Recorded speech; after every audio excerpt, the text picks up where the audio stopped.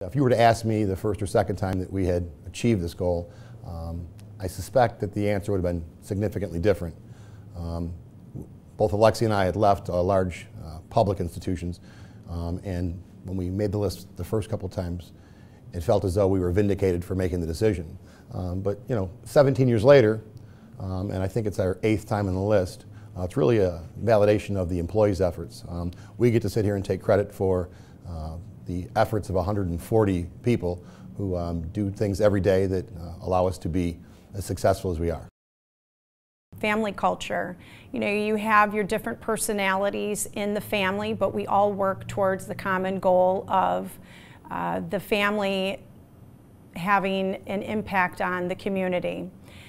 We are corporate light, so that we have rules and regulations for each of the things that we do. However, we can make changes and modify them for the employee if they have different needs. We have lots of fun things that we do. We have a fun committee, and our employees participate in all kinds of diverse things that we do within the work day, making it so that their home away from home is really that, just a home. First of all, Rochester is a primarily university-based economy, which provides it with great economic stability. We don't see the large swings in the real estate market that you would see in your more metropolitan markets. Also, your larger markets, such as, say, a Los Angeles or a Chicago, are very large pools, and where your reputational risk is not as high. With the size of Rochester, it's big enough so that it can support a healthy company, but it's small enough so that every bridge you burned puts you at a greater risk of being put on an island. So the benefit of our reputation has been a big advantage to us over the past 17 years. Well, I don't find Rochester a challenging city to do business in. I find New York State sometimes challenging.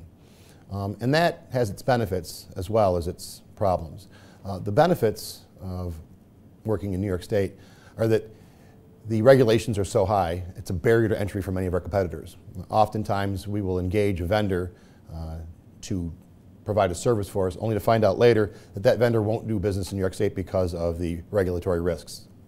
At the same time, this high bar regulatory environment puts us at an advantage in the other states that we operate in, because we're already operating at a high regulatory level, and usually our standards exceed those of the other states that we're operating in as well.